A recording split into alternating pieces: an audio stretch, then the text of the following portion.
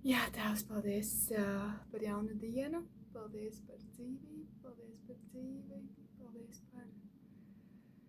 par Tavu roku, paldies par svētību, paldies, ka varam pazīt Tevi, un paldies, ka varam iepazīt Tevi vēl vairāk un līdz pašai pēdējai dienai, ka mēs varam iepazīt to, kāda ir Tava sirds, kāda ir Tava mīlestība, kā Tu esi mūs radījis. Un ka mēs varam iepazīt arī paši sevi līdz ar to. Jā, slava un pateicība Tev. Es lūdzu, ka Tu vadi mūs svētais gars savā vārdā šodien, lai tas satiekās ar ticību, lai tas pārveido mūs, lai tas piepilda mūs. Lai tas atveldzē mūs. Tātad šodien 8. psalms. Cik augstu Dievs cilvēku cēlis. Dāvida dziesmu dziedātāja vadonim uz arfas. Kungs mūsu valdītājs, kāds augsti godājams ir Tavs vārds visās zemēs, kas esi cēlis savu godību pār debesīm. No bērniņa un zīdāmo mutes Tu esi sataisījis spēku, savu pretinieku dēļ apklusināt ienaidnieku un atriebēju, kad es redzu Tavu debesi, Tavu pirkstu darbu, mēnesi un zvaigznes, ko Tu esi taisījis. Kas ir cilvēks, ka Tu viņu piemini, un cilvēka bērns, ka Tu viņu uzlūko? Tu viņu mazliet no Dieva esi atšķīris, un ar gudrību un jaukumu Tu viņu esi pušķojis. Tu viņu esi iecēlis par valdnieku, par Tavu roku darbiem, visu Tu esi licis apakš viņa kājām. Avis un vēršus, visnotaļ arī lauku zvērus, putnus apakš debes, zivis jūrā, kas jūras ceļus pārsteigā. Kungs, mūsu valdītājs, kāds augsti godājams ir Tavs vārds visās zemēs. Aleluja! Jā, šodien īpaši lūdzu par katru viena identitāti, par mūsu identitāti, jo Dieva vārdā ir rakstīts, ka cilvēks tā kā nepielūdza vairs Dievu radītāju, kas ir visu radījis, kas ir radījis dabu, bet sāka pielūgt radību tā vietā.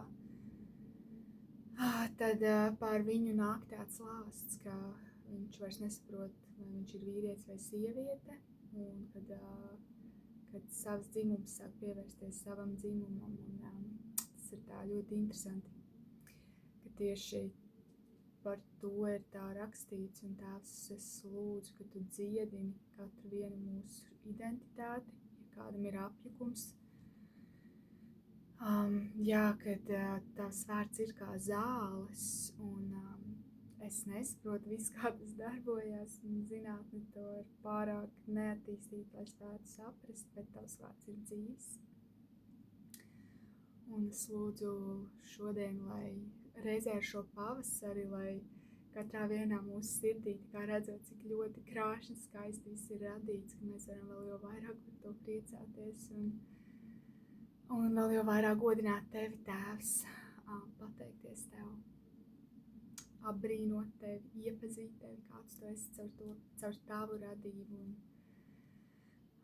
Tēvs, kad Tu arī esi to licis apakš mūsu kājām, un mums liekas, kas gan esam mēs, redzot Tavu varenību, bet Tu esi radījis šo zemi mums, Tu esi radījis to cilvēkam, lai mēs šeit dzīvotu, lai mēs būtu pāduši, lai mēs šeit augļotos, vairotos, lai es varētu skatīties zvaigznēs un priecāties par tām, priecāties par Tevi, Tēvs, un pateikties un slavēt Tevi, un Tu esi radījis mūs slavēt Tevi, un ka daba ir tāds instruments, caur ko mēs varam slavēt Tevi un redzēt Tevi un pateikties Tev, un es lūdzu, ka tas viss sakārtojies tādā dievišķajā kārtībā, un Tēvs lūdzu, ka Tu arī pacel mūs un parāda mums mūsu sirdī, mūsu dvēselēs, mūsos iekšā, kā tas ir, ka mēs esam radīti pārvaldīt šeit to visu. Un Tēvs, es zinu, ka daudzi no mums tā nejūtās.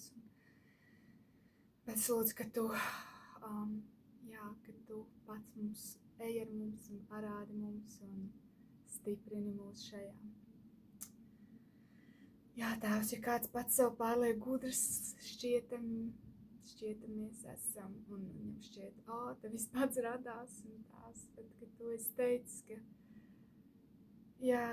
ka tu pagodināsies caur bērnu un zīdaiņu mutes, tādā gadījumā arī, un jā, Tēvs, lūdzu, ka mēs esam, mūsos ir šī dievbērnība, ka mums vienmēr ir vajadzība pēc tevis, ka mēs vienmēr skrienam pie tevis, ka mēs vienmēr skrienam pie tevis, Tēvs, un redzot, cik tu esi liels, cik tu esi vairāk, cik ļoti tu mums esi vajadzīgs, es lūdzu, ka mēs nekad neizaugam tik lieli, tik pārgudri, tik gudri, ka mēs iedomājamies, ka mēs varam dzīvot bez tevis un neprasīt tavu padomu. Ka mēs pat elpu nevaram ievilkt bez tevis, un es to labi zinu.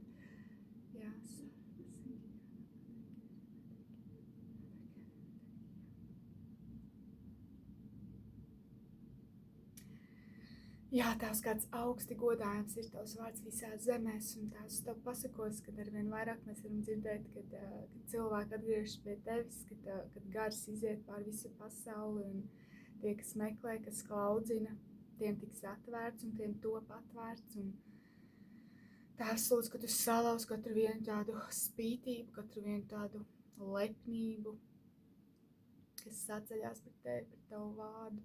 Tās, kad daudzi, kas ir bijuši okultās lietās, kas ir meklējuši, kad daudzi atgriežas pie tevis, nožēlo grēkus, daudzi ietekmīgi cilvēki, arī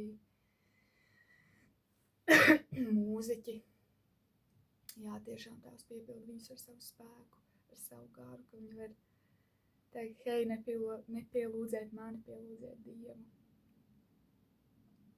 Jā, Tēvs. Dziedini mūsu dvēseli, dziedini mūsu sirdis.